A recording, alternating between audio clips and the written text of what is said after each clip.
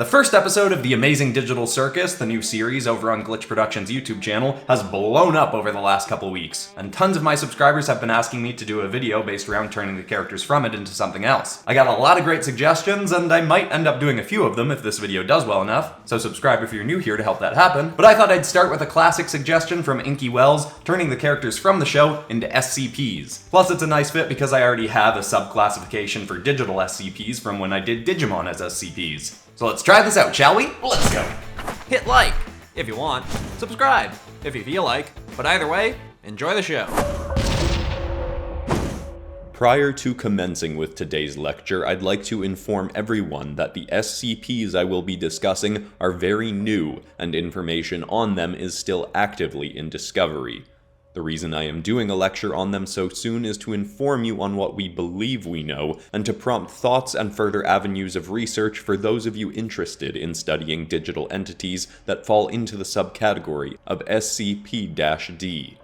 Please note that some of the things I say today may eventually be proven incorrect and can be corrected in future lectures.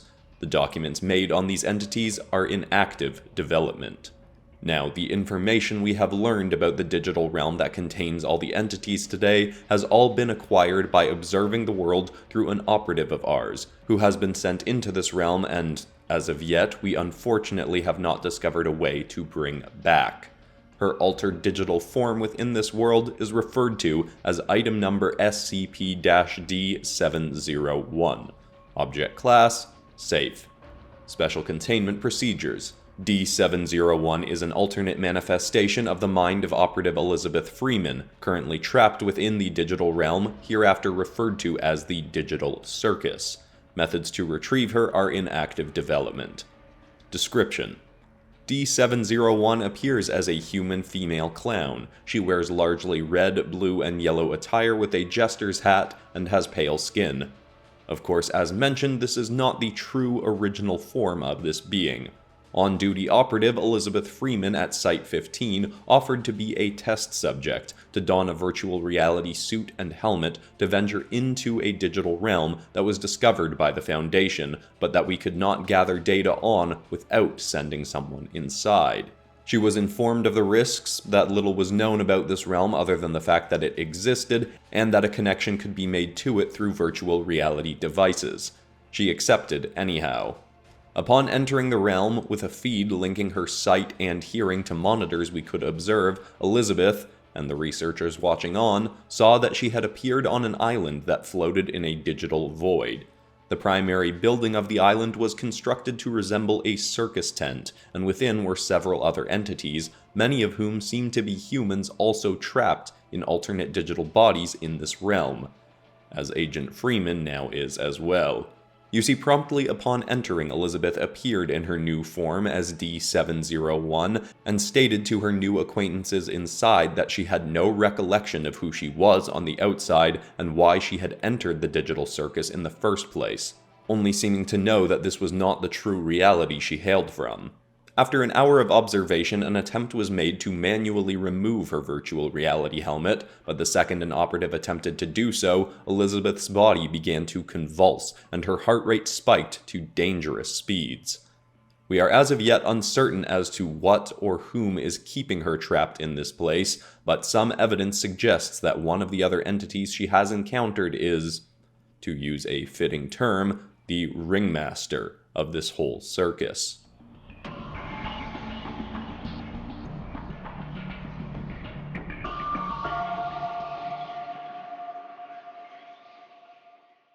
Item number SCP-D702. Object class, Euclid. Special containment procedures. D702 also currently resides in the Digital Circus, though it is speculated that this entity is not trapped in the same way as the other beings inside. If it is proven that this entity is able to leave, efforts will be then made to come up with further methods of containing it. Description: D702 is a partial humanoid being clad in a circus ringmaster's attire. He both holds a cane and refers to himself by the name Caine. The most anomalous element of his appearance is that in place of a head, he has a large floating set of teeth and gums, inside of which hovers a pair of detached eyeballs. He is also able to spawn a seemingly sentient bubble with large, sharp teeth, an entity now classified as D703 that acts as his personal assistant and ally. D702 is currently suspected to be the creator of this realm, or in the very least is the artificial intelligence system put in place to run and control it. He appears to have near godlike abilities within this realm. He can fly, spawn machines and various other objects, levitate and manipulate his surroundings, and teleport to any part of the realm on a whim. D702 has also proven to have dozens of floating eyeballs scattered around the island through which he can observe everything that is going on. Though it is suspected that he is not constantly looking through them, as events occurred upon Agent Freeman's first day inside that he later claimed to not have been aware of while they were occurring. Despite suspicions that he is the creator of this realm and may be the one keeping those trapped within from leaving, D702 does not present himself as hostile towards them. In fact, he acts mostly as though he is helping those inside. Upon Agent Freeman entering the realm, he was quite welcoming, giving her a tour of the different regions, providing her with living accommodations, and helping her choose a new name, as she had forgotten hers once inside. With that said, Agent Freeman, who was eagerly seeking an escape after entering the realm, frequently found doors that would appear at random and be marked exit. Upon asking Caine about them, he would claim to have no knowledge of them, yet his abundant power in this realm and some of his actions suggest that he is well aware of them and for some reason is hiding information about them. Eventually, Agent Freeman was able to enter one of these doors, only to find herself in a less cartoonishly colored room than the rest of the circus, and to be faced with another similar door. After entering and walking through a long sequence of these doors, Agent Freeman interestingly came to a room that was nearly identical to the one her body is currently sat in with her virtual reality equipment on. Except in this digital recreation, there was not a representation of her real body, and her virtual reality gear sat on a desk, unused. After moving through more exit doors, she fell into an ethereal digital void. This immediately prompted Caine, D702, to sense her presence there, teleport to her, and remove her from it, returning her to the main building of the digital circus. This has caused further suspicion that his welcoming and friendly act is just that, an act, though confirmation of this cannot yet be made. It is also possible that the void is not a valid means of exiting this realm, and that he is truly trying to protect Agent Freeman from something. When more information is learned, this document shall be updated.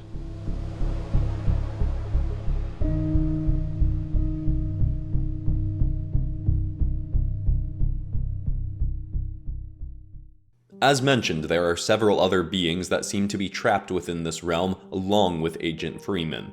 We cannot confirm for certain that they are not deceptive artificial intelligence systems playing the role of trapped minds, but for the purposes of this lecture, we will assume that they are telling the truth about being real people from our reality. One of the entities found within is item number SCP-D704. Object class, safe. Special containment procedures. Identical to those of D701, and efforts are being made to free him as well as Agent Freeman and the other trapped parties. Description: D704 appears as a purple humanoid rabbit in pink overalls. He wears yellow gloves and has rather yellow teeth that, thus far, have proven to be constantly clenched shut no matter what he is saying or how far spread open his lips are. The entity refers to himself as Jax and acts as a rather mischievous member of the trapped party. If he was anxious about being stuck in this realm at a time prior to our observation, that seems to be well in the past. He does not appear to enjoy being trapped. In fact, he regularly seems mildly annoyed by everything going on, but he also takes it all in stride while maintaining a sarcastic demeanor. Even when faced with dangerous situations and entities, he will not drop his laissez-faire attitude. He also does not appear to care about the safety of his fellow prisoners and is content to let them be harmed or even shove them, throw bowling balls at them, and generally irritate them for his own pleasure. It should be acknowledged, though, that it is not yet clear whether the prisoners of this digital realm can be truly harmed by events that would harm humans in physical realities, so it is possible that D704 is well aware of this at this point, and that is why he is casual about doing things to his fellow prisoners that would be lethal in the real world. There is, however, one thing that has proven harmful in the digital circus, a state these beings can transform into that we far from fully understand, but will discuss next.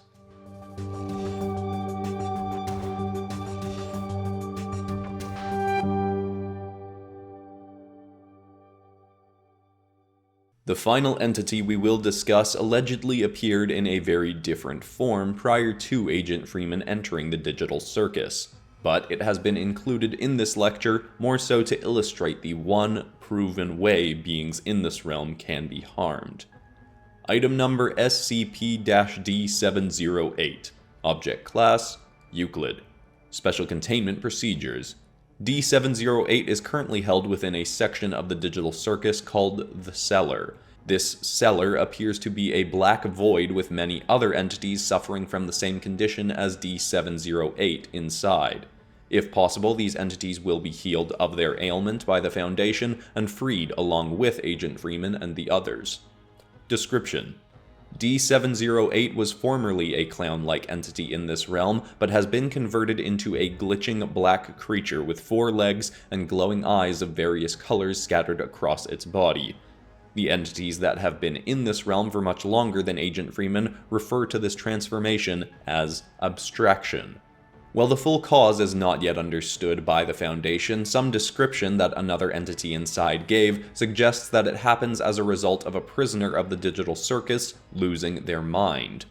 Somewhat concerning in regards to Agent Freeman's safety is the fact that prior to becoming abstracted, D708 was allegedly seeing the same exit doors that our operative has seen and attempted to go through herself.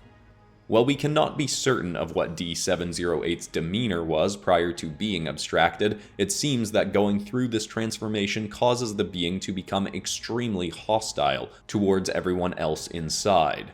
D708 was observed violently stomping on and hurling around other entities within the digital circus unprompted by their own actions, and attempted to do the same to Agent Freeman. After making physical contact with an entity for too long, the abstracted being will infect those it is in contact with some sort of digital virus that makes their bodies glitch as well. They will then have a difficult time speaking and profess to be in great physical pain as a result.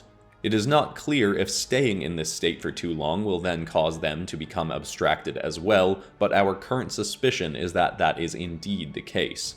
Thankfully, it was quickly made clear that Caine, D702, is capable of using his immense abilities to instantly cure someone from this glitch after they have been attacked by an abstracted being.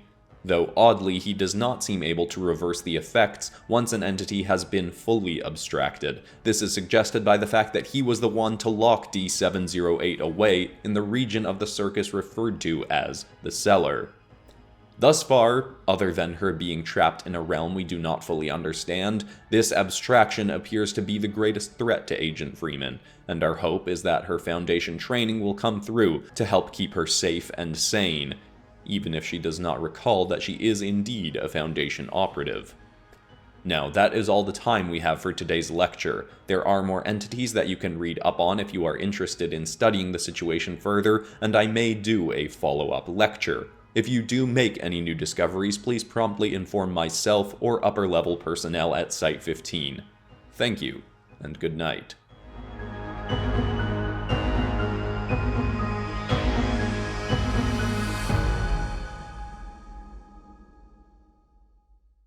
If you enjoyed this, I highly recommend checking out any of my other SCP episodes. I've done tons of them on this channel, but the most popular ones are probably turning Pokemon into SCPs. I'll link the compilation of the first 6 episodes in the cards and description. Or if you want something with a similar sort of vibe, but still a bit different, you might like my Five Nights at Freddy's animatronics as Marvel villains episode, or Hell of a Boss characters as Spider-Man villains episode. But I'd also love more suggestions from people for what else I could turn characters from this show into. I could possibly do another round of this, or put the characters on the Suicide Squad, turn them into dragons, fantasy beasts. Give me your ideas in the comments. Also, if you want the high-resolution art from this and the inks to color yourself, that always goes up a day before a video is released on the PopCross Studios Patreon, which also has a bunch of other perks as well. But beside that, that's all for today, except of course for ending this video on some kind of positive or inspiring note. And the thought I want to leave people with today is an idea I heard from David Goggins this week, which is the idea that when he's in a really dark moment, he studies it. Thinking deeply about why you're in a bad mood or why something that happened hurt so much can sometimes help you see past the surface layer of it and get to the depths of why it truly hurt you.